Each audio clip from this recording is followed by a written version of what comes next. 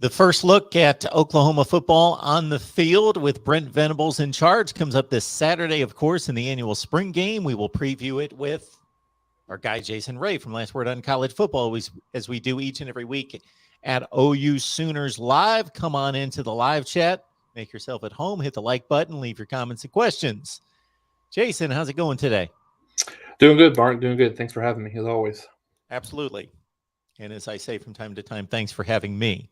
Because if we don't have Jason, we don't have an Oklahoma channel. That's all it comes down to right there. So we appreciate Jason being here each and every week.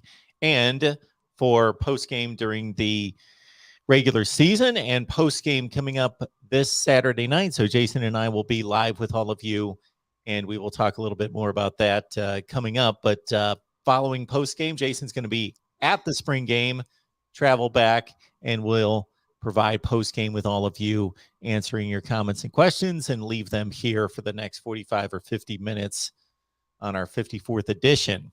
All right, Jason. Well, here we go. We get to see this team on the field. And again, it's a bit blown out of proportion for every team because it's the one time that people can see them either in person or on television. And then they draw all the conclusions about spring practice in this one session that is 1 out of 15. So we got to keep that in mind. Right. There will be players that had marginal spring practices that make some plays during the spring game. There are going to be some guys that excelled the entire time and for whatever reason just had an off day in front of the fans. So I'll leave it up to you in regards to what you're looking for this Saturday.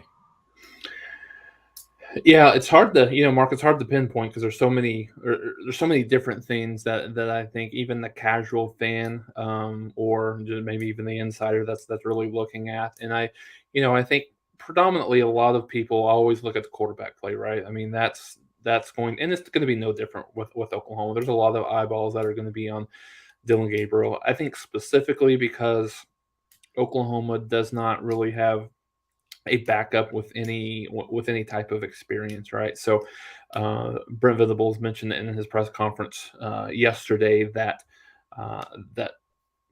Dillon Gabriel will kind of be on both sides, so to speak. So he'll be on the red team and the white team, and the rest of the way they're kind of divvying it up is they're just kind of splitting the teams down the middle, and so that hasn't been really relayed to what players will be on what team, who's going to kind of head coach both sides. But I think the way that Venables is, and which is the same way that many head coaches kind of attack this, is they'll designate a coach for each side, and then the head coach is either kind of just, I know that Dabo kind of did a little bit of a play-by-play with some of the announcers and just getting his thoughts, and so it'll be interesting to see what what Brent does with this first one. But yeah, I think initially there's a lot of maybe not questions, because I think a lot of people have a good feel for what Dillon Gabriel brings to the team, but I think anecdotally things that I've heard around Gabriel is really just about his arm strength is a little bit better than thought coming in. His accuracy is a little bit better. He's a little bit more athletic than people thought. So certainly you'll never confuse him with a Caleb Williams in terms of his speed or his movement. However, I think the elusiveness that he has is maybe a little bit better than initially thought. So certainly that'll be interesting to watch, although you won't get a great feel for that in a spring game, as anytime anybody's close to him or he's touched, obviously he'll go down. But I think so as you kind of go through the rest of the team, kind of talking from the offensive side of the ball, running backs is a key. I think you see Eric Gray, you see Marcus Major and Javante Barnes as the three guys that will carry the ball. And I think it's a little bit less important who starts the game, because people that follow Levy and Levy's system, I think last year he had 4 or 5 guys that had at least 400 yards rushing in Ole Miss. So a lot of people are going to get an opportunity. So heard great things about Eric Gray.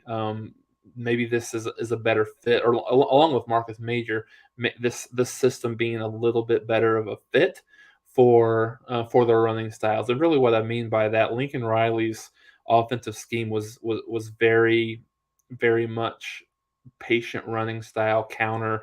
The guard tackle counter over was a big part of that offense, and Levy has a lot of zone running schemes in his offense. And certainly there'll be some counter stuff as well, but it's very, very zone oriented. So I think that matches their running style maybe a little bit better than the previous. So I think previous regime. So looking at those three will be interesting to see what that looks like. Have continued to hear just rave reviews about the offensive line.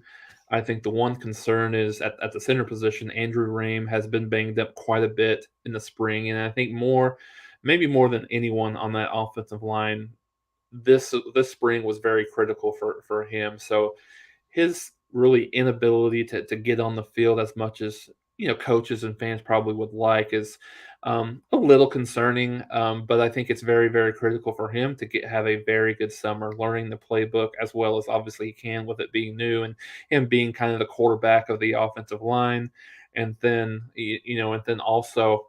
And also kind of looking at the fact that Oklahoma doesn't have a ton of depth, and his concern, I think his area of weakness was really his strength up front, right? So, but I think still continuing to hear a lot of good things about the tackles. Anton Harrison, completely different guy from what I've heard early on. Wanye Morris has kind of morphed his body into what it needs to be from a tackle perspective. So I think those are probably your two leaders in the clubhouse to have, kind of from a tackle bookend perspective.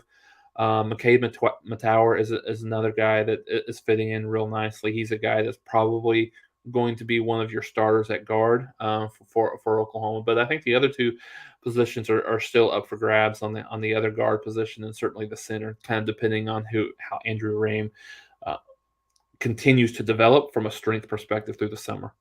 And when you look at the skill position at the wide receiver side, still hearing good things, a lot of improvement on that area from Jalil Farouk, Theo Weiss, Drake Stoops, and I think a name to watch for, and a lot of people will be interesting in looking at this kid, true freshman Jaden Gibson.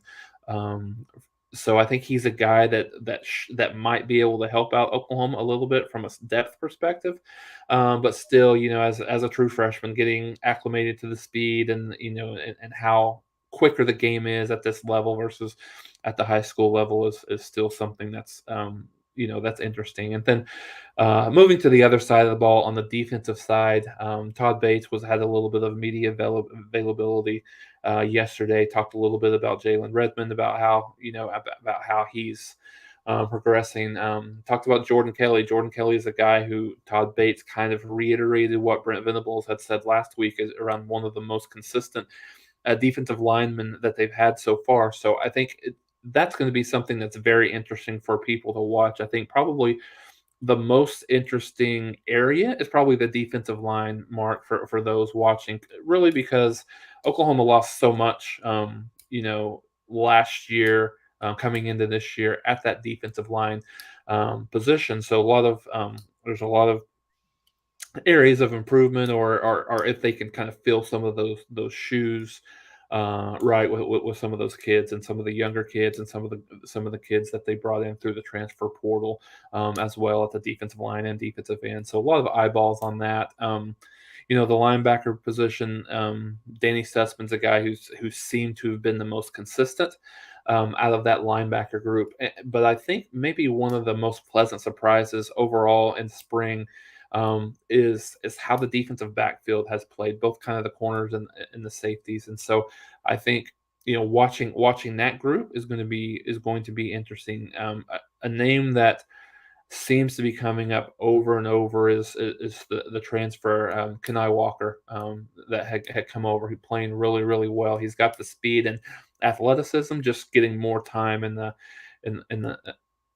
getting acclimated to the way that they like to play, the way the system, the scheme, and all of that stuff. And so I think that'll be really, really interesting to watch for. And I think Mark, just one thing, it's really something that I've hit on a little bit And then something that kind of continues to come up in conversations that I'm hearing about and things like that is around the learning curve that on both sides of the ball that all of these plays are going to have to going to have to happen is going to have to happen for some of these players because really on both sides of the ball the scheme was very there was not a whole lot of attention to detail through both sides of the ball for the last couple of years, and that's something that all of these coaches are kind of reiterating to these kids. So the improvement is there. They've seen the improvement from day one of camp to where they're at now. I think this is practice number 11 or number 12. I can't remember exactly, but somewhere in that neighborhood. But yeah, I think just that learning curve is something that it doesn't necessarily seem like it's stopping the maturation, but I think it's something that's to keep in mind that there's a lot of teaching and a lot of learning, maybe more so than the staff anticipated, and maybe more so than you'll see in future, in future spring camps on what that learning curve looks like. Jason's headed to the spring game. When he returns, we will put together a post-game show. So we believe that's going to be approximately 8:30 Central Time, something in that range. We will let you all know. So that's why it's important to subscribe to the channel, hit that bell for the notifications to know when we go live, because I will send out a notification as soon as we have a time locked in. But Jason will be at the spring game. We will provide post-game here at the Voice of College Football. So schedule that. What you outlined concerning the running game distribution intrigues me because you've got two known commodities. You've got one highly talented one coming in who's impressed by all accounts. And there's so many advantages to approaching it the way that it appears as though they're going to approach it. Number one, everybody stays fresh. So you keep hitting the defense with fresh players, much like a defensive line rotation. Number two, they have, for as much as they might be similar in some ways, there are obvious differences, and those differences can be beneficial to the play calling, but it can also be beneficial to attacking the defense in regards to if you're a defender, it's tough to tackle. It is a difficult thing considering the size, the speed, the elusiveness of these players. Well, you get used to one running back's approach in the open field, which might be, I'm going to lower a shoulder and knock you down. And then all of a sudden, you may know from looking at game tape and your coach is prepping you that week that, okay, when number such and such comes into the game, he's going to be more elusive. He's going to look to juke you. But to process that in your head and remember that and have your body respond to it's a different thing. So you got three backs coming at you, and they all provide different speeds, different shifting of speeds, different moves in the open field, different levels of power, and how aggressive they're going to be. And to kind of process all that in the open field is certainly difficult to do. And then on top of that, just from the standpoint of keeping all three running backs engaged, keeping them motivated, keeping them interested in what's going on, why play one or two and then have the second or third guys be kind of out to lunch and Right. understandably so, because they don't get the carries and they don't get the looks. And then you have an injury and you got to play two instead of all three, and maybe one of them didn't see the field much against big opponents in meaningful situations. So it seems like a no lose situation in approaching it that way, keeping everybody involved, everybody engaged. And again, you can tailor make the play calling to their strengths and weaknesses, and you obviously keep the defense guessing. Yeah, absolutely, Mark. And I think the good thing about this running back core that Oklahoma has right now is you got three guys right now, and then you'll have another one come fall camp and Gavin Salchuk. But right now, the three guys are very complementary of each other, and they have their own strengths that maybe some of the others don't necessarily have. When you look at Eric Gray, really good in the open field, very elusive, good out of the backfield, maybe better than the other two out of the backfield as well. So I think you'll see him getting the ball in his hands in different ways, right? I think you'll see him catch the ball out of the backfield much more than he did in the past. You'll see him maybe kind of in that fly sweep running game that Jeff Lebby likes to run quite a bit, and so you know I think Jeff Lebby will do a lot of things around um, getting the ball in his hands in different ways than you saw in the past. Whereas, Riley didn't get the ball in his hands out of the backfield a whole lot, and his strong suit isn't necessarily running 15 to 20 times between the tackles, right? So I think that improvement will kind of be kind of a benefactor of what the offense that Oklahoma's running this year. But I think also you look at a guy like Marcus Major, and I think he is probably the biggest um, pleasant surprise for the things that I've heard. I've kind of just heard a lot of consistent comments about him just being a completely different person. Obviously, he wasn't as if you're in a point, if you're at a school like Oklahoma and you're not academically eligible, you have to be doing a lot of things wrong just because of the help and all the things that you have at your disposal. So I think he's even been on the Oklahoma does a little thing where they kind of celebrate the academic achievement folks. And Marcus Major was one of those early on in spring. So I think he has a new attitude, a new outlook, and I think he is a guy, Mark, that has really, really excelled between the tackle. Very punishing runner. So I think he may even get to the point where he has a lot more uh, looks kind of between the tackles perspective. So then when you look at Javante Barnes, he's a little bit of a mixture of both, right? Good. He's got a powerful body. He's probably much more ready from a body perspective than any of the other running backs that Oklahoma has had, early on, right? So I think he's got that, and he's only going to get bigger, obviously through the summer and through the years. And I think he catches the ball good out of the backfield, good vision, good runner between the tackles and then outside as well. But I think the one thing that I've heard, which is this is very common, obviously with younger running backs, is he's struggling a little bit with blitz protection, right, and blocking out of the backfield, and so that's something that he's going to have to get corrected.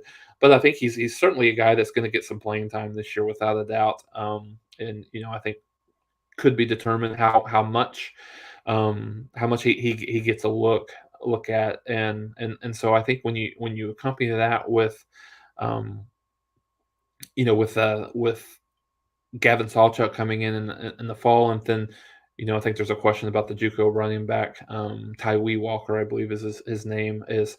He's not as polished as the others, but he's probably stronger than all the others, and so you could see him get some playing time in kind of short yardage situations, things like that. So it'll be interesting to see how Levy kind of, and obviously we won't know a whole lot in the spring, but how they split some of these guys out in formations. Do you see two running backs, one split out as a wide receiver and one in a traditional running back slot? So I think they are very complementary of each other, and in such a way that I think it'll be maybe a better group, a better productivity as a group, whereas they don't have anyone probably quite as good is quite as good as Kennedy Brooks was the last few years for Oklahoma, but I think as a group they might be equal to or even more production wise.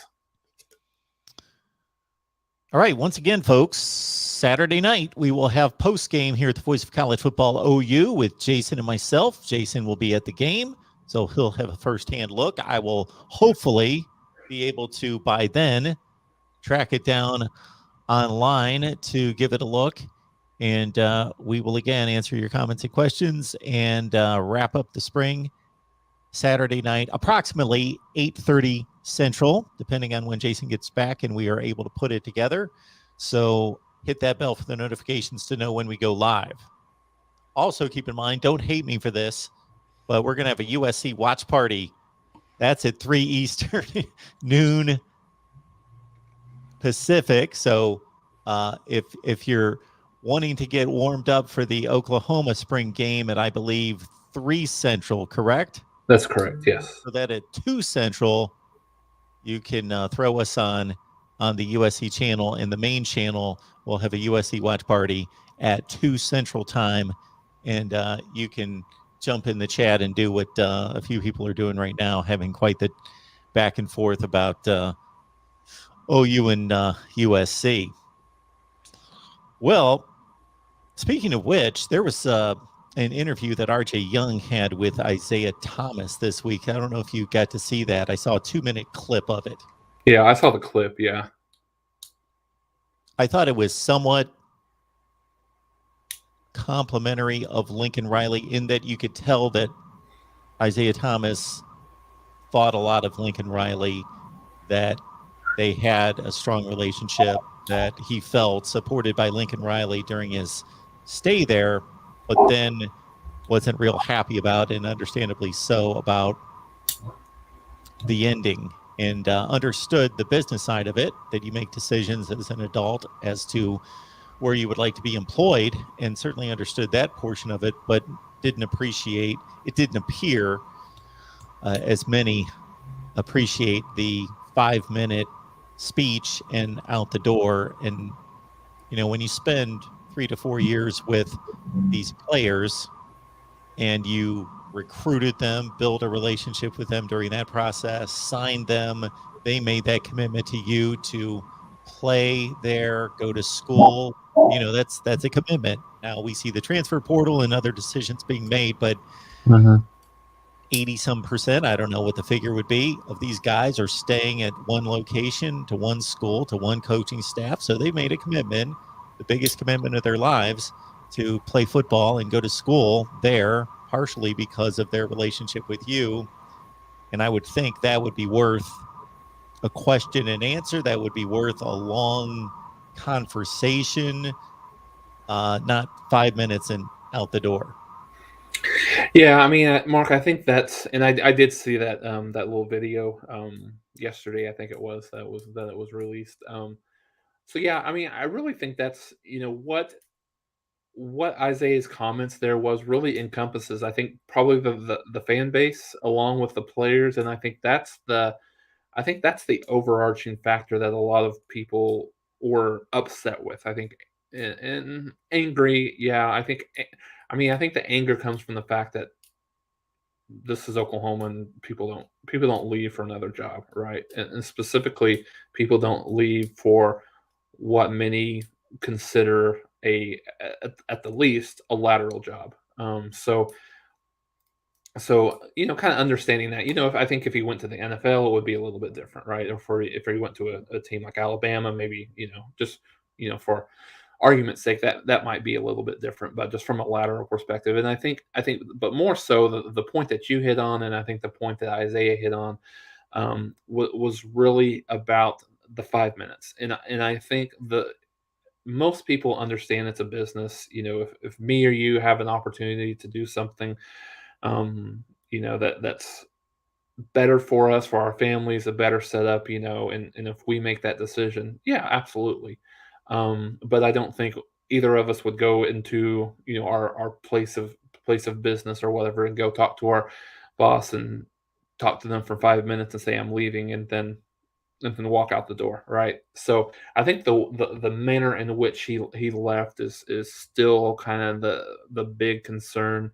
And I don't know if that's still a concern. I think a lot of people feel now that um, that was just not necessarily the most professional way to do it. And I think also the fact that he continuously reiterated the fact that this was just a call that he got Saturday night, and then he made the decision on Sunday morning. I mean, I think anybody that has a family or anybody that's married understands that a decision of that magnitude probably doesn't happen within the course of about less than 12 hours, right?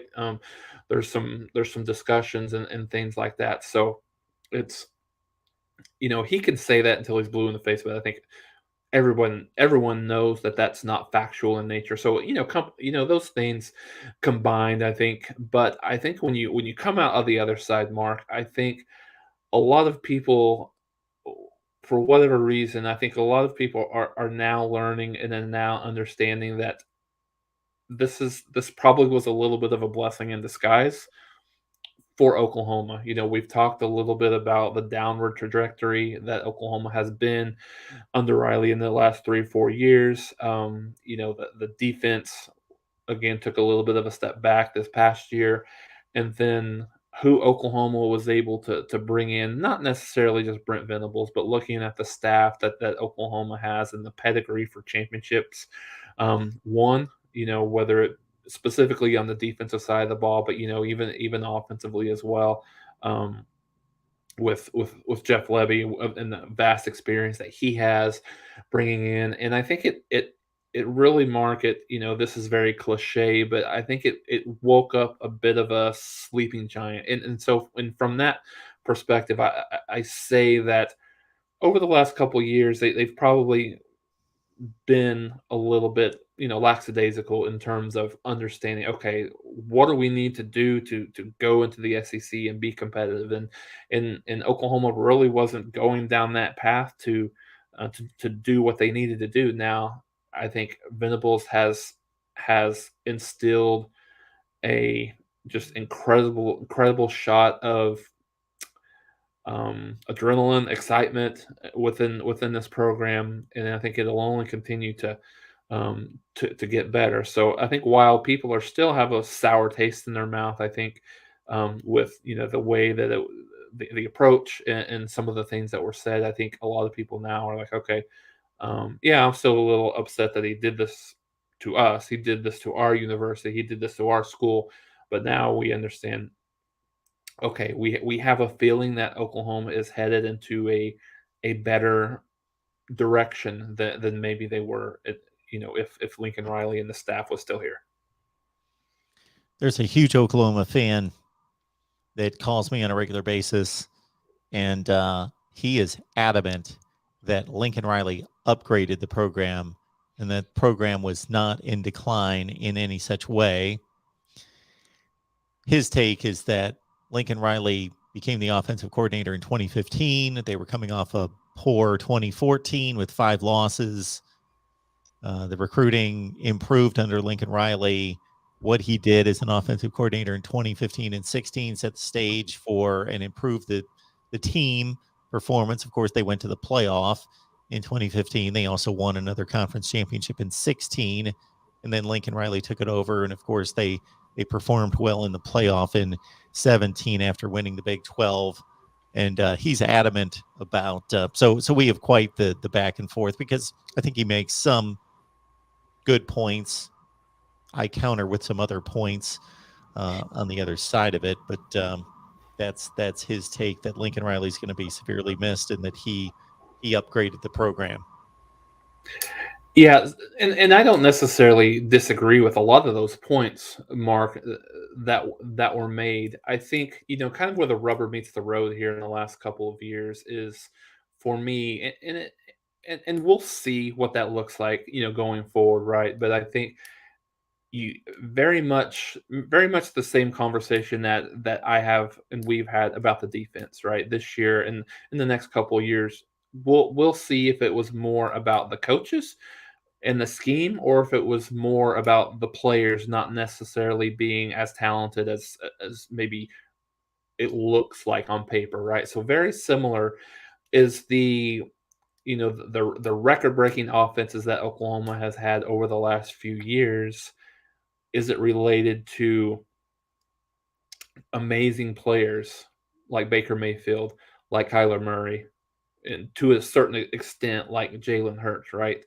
Or is it more so is it Riley's scheme, which makes it very advantageous to be a great offensive team, and so I'll I hold no ill will from that perspective, in terms of knowing that Lincoln Riley is one of the best offensive minds in the country, without a doubt. But I think it's just different mentality with Levy versus Riley, and I guess we'll see, right? Like we'll see which which team ends up being more successful from a longevity perspective. Caleb Williams is a really, really good quarterback, and he has a chance to be one of the greats.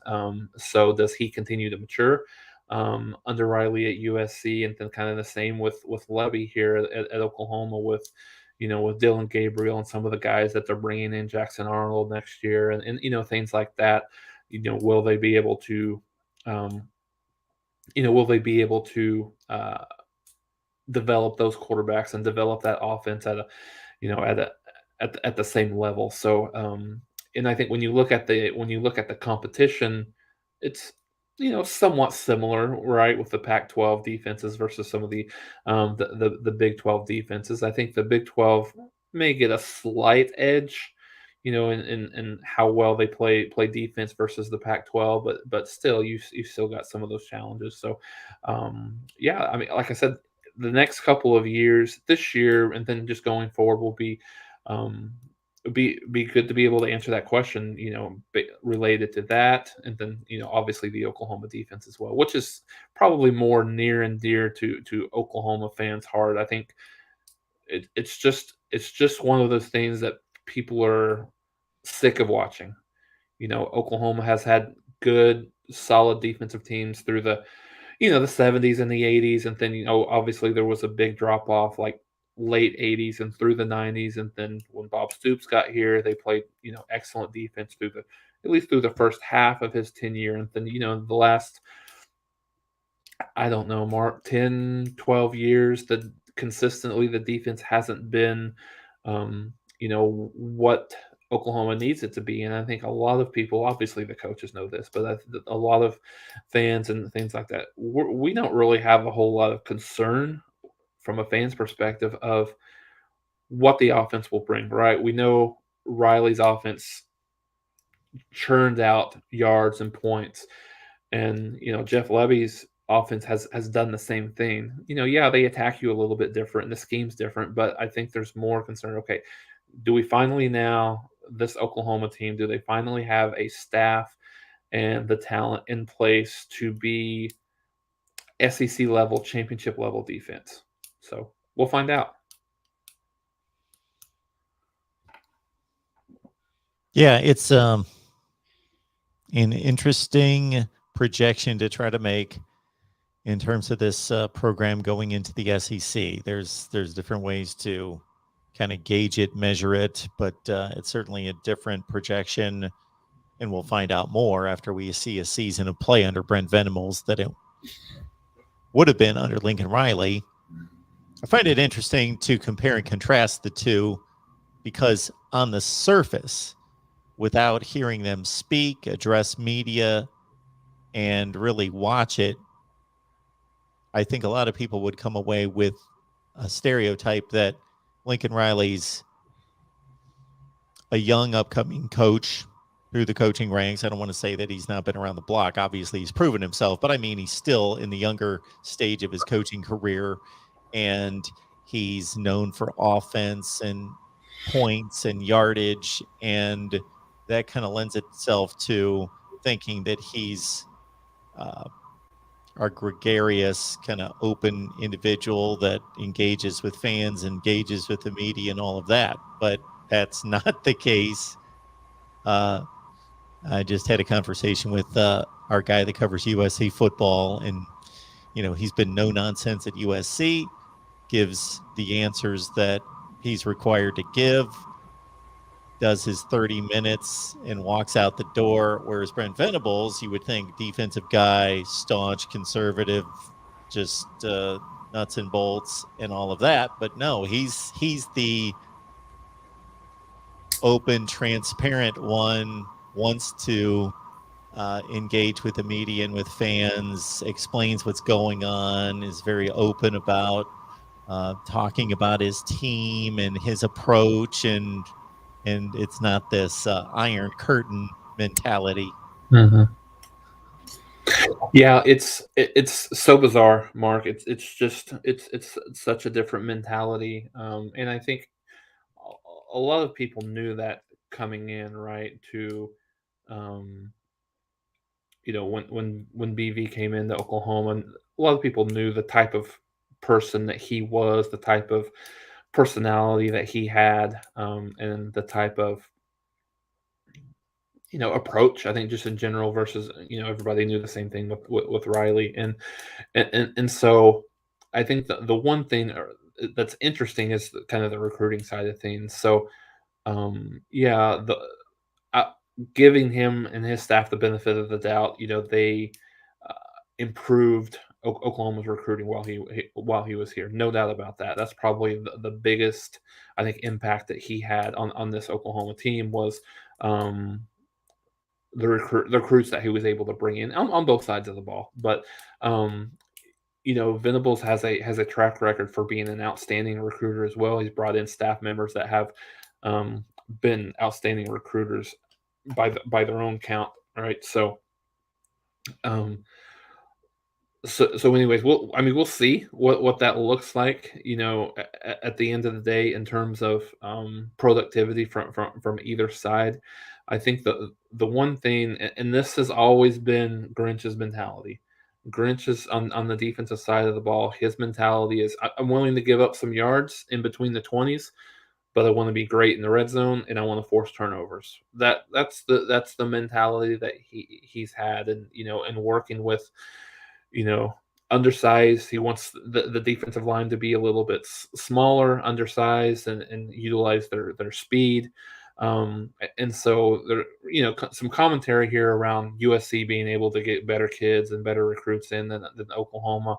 Will I mean I think that kind of remains to be seen. Yes, he does have the luxury of where he's at, and it's kind of like Alabama in the sense of, from a different perspective, but kind of like Alabama, and you don't really have to try very hard to recruit and get great football players from that state and from that area.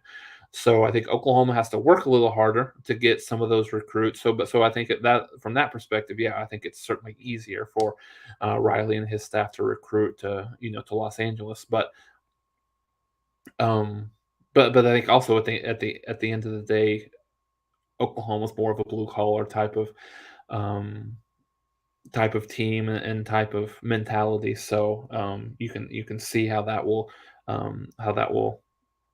be a benefactor of either side. But the mentality going in, Mark, I think to your point, Riley, he spends his 30 minutes and he's not going to go any further than that. He's gonna cut it off. Whereas a couple of times Venables has spent an hour talking to the media, and just the way he interacts, he seems like just a quick little story. One of the beat writers for Oklahoma, and this wasn't this past week, but it was the week before, brought his daughter in with him from the media, and Venables took an opportunity to mention to talk to the daughter and ask how she's doing, kind of giving her a hard time about being out of school on a school day, and welcoming her and being here. And so it's little things like that you see a subtle difference between the way that Venables treats people and has that open relationship, and is very his program is, and they talked a lot about this, is very relationship centered versus more kind of transactional centered, whereas that's kind of the mentality from Riley. Yeah, and we will see going forward which one, I don't want to say wins out. They can both be successful. Mm-hmm. They can both be successful, and my bet is that they both will be successful. I don't know that Lincoln Riley's arrival at USC means instant and permanent and guaranteed success to the rate that some people are projecting it. But again, we'll see. All right. We talk Oklahoma football with all of you each and every Wednesday at 11:30 a.m. Central Time. We appreciate all of you being here. Would like for you to not only enjoy the show each and every week yourselves, but bring in some other college football fans. Of course, Oklahoma fans first and foremost, but all college football fans are welcome. And so let people know out on social media that we are here again every Wednesday, 11:30 a.m. Central Time. And we will be here Saturday night for post game of the spring game, approximately at 8:30 Central Time. And we don't have an exact time on that because Jason's going to be at the game, needs to travel back. So we will get together on Saturday night again, approximately at 8:30 Central Time. Bryson Sanders is a 4-star offensive lineman. He has announced this week that he will make his decision known on June 23rd on whether he selects Oklahoma, Ole Miss, LSU, or Tennessee. His official visit is the first weekend of June to Norman. And there have been some questions concerning how many recruits are going to be on campus this weekend. I've searched all over the place. I don't have that number or any kind of list.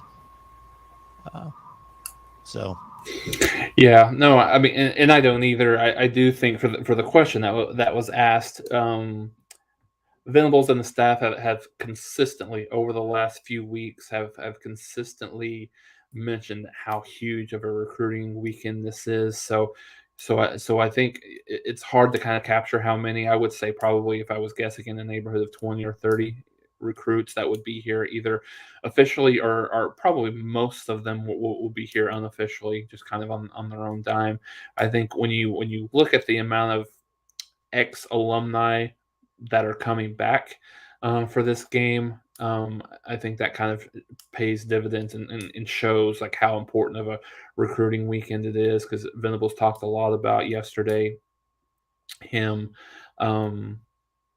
about some of the former players coming back, having an opportunity to speak to some of the kids and speak to some of the guys that are on campus. So I think it'll be very significant. Where we'll see if we can chase down the number, but yeah, I would anticipate somewhere in the 20s and 30s in terms of the number of recruits that are there visiting in some capacity. And of course, there will be the unveiling of the Baker Mayfield statue.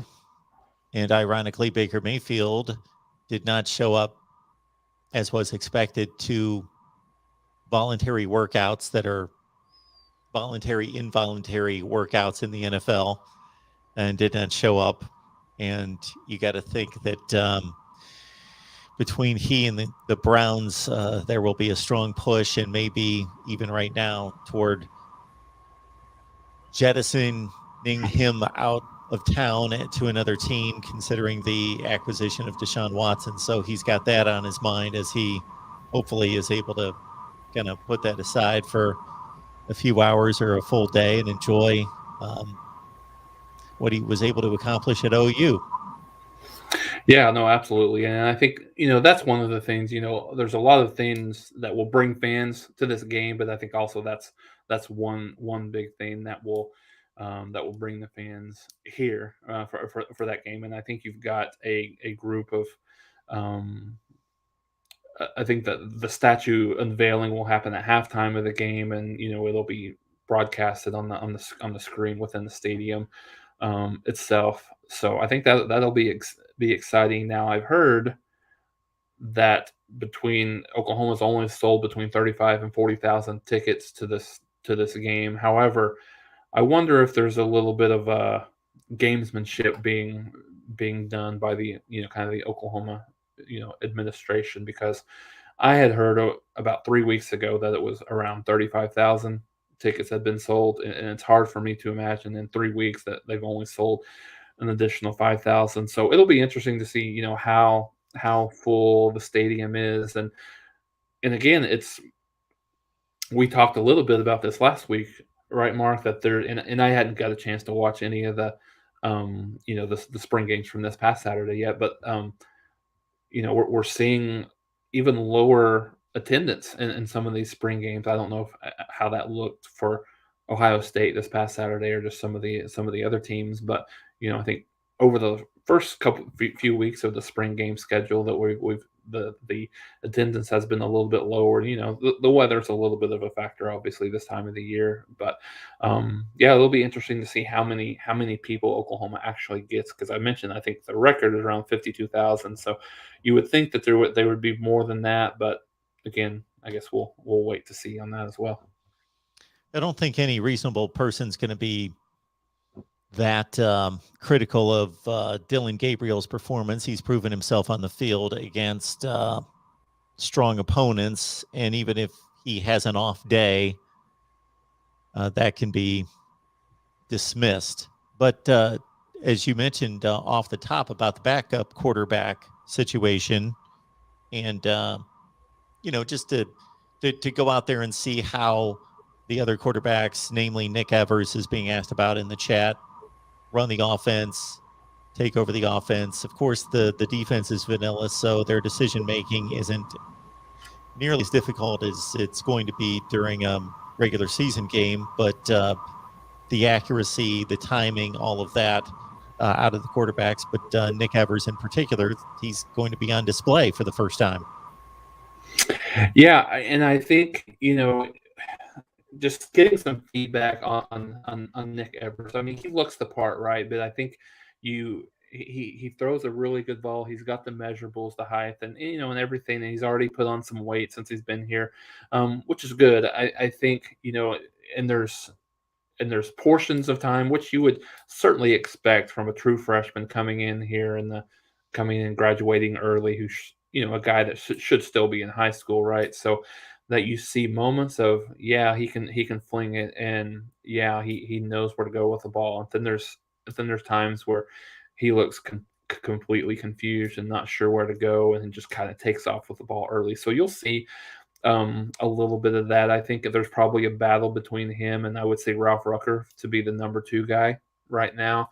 I would probably give a slight lean to Evers and his kind of natural God-given ability versus Ralph Rucker being a walk-on and maybe not necessarily having the same physical tools at the quarterback position. But I think the thing that Rucker has to his advantage is the fact that he's been in Oklahoma. Obviously, it's a new system for everyone, but he's been there for the past year. So I think, and there was a comment here related to that, Mark, and I think it's certainly a big concern. It may be the biggest concern from a depth perspective that Oklahoma's one play away from somebody playing that has absolutely no experience whatsoever. So really just kind of understanding that. I think it'll be interesting to see if Oklahoma will, through this post spring time frame, look at bringing a guy in. And I think it's got to be the right fit. And when I say it's the right fit, you have to have someone coming in that is willing that has experience, but is also willing to be a backup right now, because it's obviously he would have the opportunity to challenge, but coming in the fall, he would have to be just an incredibly good get, right, for him to unseat Gabriel. So I think that's still, like I said, major concern, and I think that will be interesting to see if Oklahoma, can find someone that really kind of grabs their needs in terms of just in terms of someone that has some experience that could come on board as as not necessarily an emergency, but if something happens, just so they're not caught with someone that doesn't have any experience whatsoever. Folks, we appreciate if you hit the like button. YouTube likes that. It doesn't stroke our egos, but if you hit the like button, that would be phenomenal. Just takes a second. And then also share the videos out on social media. Let people know that we're here every Wednesday talking Oklahoma football. Also, keep in mind that we will be joining you Saturday night at approximately 8:30 Central Time for Oklahoma postgame from the spring game and the last of the get-togethers for Brent Venables and crew during the spring. And next up, if you want to keep up the college football conversation, I'll be running over to the Ohio State channel to talk Buckeyes live at 1:30 Eastern Time, or about 2 minutes after we're done right here. Of course, catch Jason's work at Last Word on College Football. Anything in particular over there that you're working on? So we'll have a little bit of a kind of a post-spring recap of not necessarily just the game on Saturday next week, but just just some things that Oklahoma learned, maybe a couple of different series around that. So as we look at the period between spring and fall, and maybe some needs that Oklahoma has coming out of that, so look for that, just kind of a post-mortem Oklahoma spring look. All right, everyone. We appreciate you being here. Venmo, PayPal, and Cash App. If you would like to contribute, just search Mark Rogers TV, Venmo, PayPal, and Cash App. And again, we will see you at approximately 8:30 Central Time for Spring Game Post on Saturday night. Jason, thanks for making this happen as always, and I will see you on Saturday. No problem. Thanks a lot, Mark.